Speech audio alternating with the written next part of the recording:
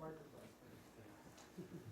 Do you think it is possible that if we keep pushing the so-called quantum classical transition boundary to a more classical region, then we can eventually conduct like quantum simulation or quantum information in an environment that is easier for us to manipulate?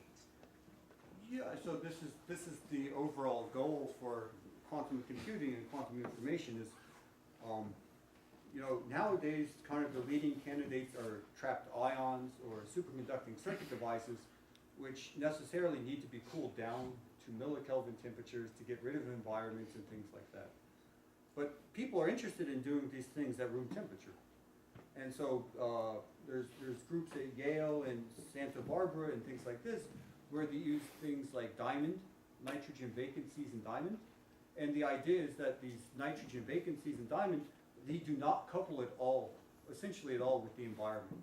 And so if you try to put some piece of quantum information in one of these nitrogen vacancy centers, the coherence times, which measures essentially how long the information remains intact, is on the order of hours. 30 minutes to an hour. And so even at room temperature, by playing around with different materials and different devices, you can store information for a long time, and that means essentially you're not coupling to the environment.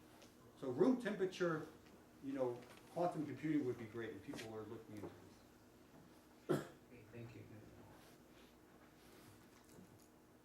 Any others? I have a question. I'm looking at varying the coupling strength. Can I understand that the sidebands become important just from sort of naive quantum mechanics perturbation theory, that mixing with doing this sort of perturbation expansion, that mixing with the higher energy states, the harmonics starts to become more important? You don't even have to do perturbation theory. It just pops up in the fact that you have a mechanical motion, and this is modulating directly the frequency of my cavity. And so it just kind of plugs itself in. So there's no perturbation necessary. The mechanical sidebands also pop up because, again, if I have a detuning of my laser and I want to drive the system, if I detune by a frequency that matches the mechanical frequency, then my laser first gives some energy to the mechanical degree of freedom and then pops in. And that only occurs around the first sideband. Around the second sideband, I have a photon from my laser. It gives now 2 photons into my mechanical degree of freedom and then goes inside the cavity. Third, 3.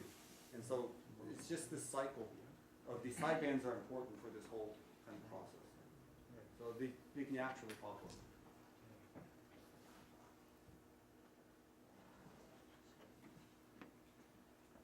All right. Well, Paul's here for the rest of the day, so if you have any further questions, then ask him, but otherwise, thank him for the rest of the time.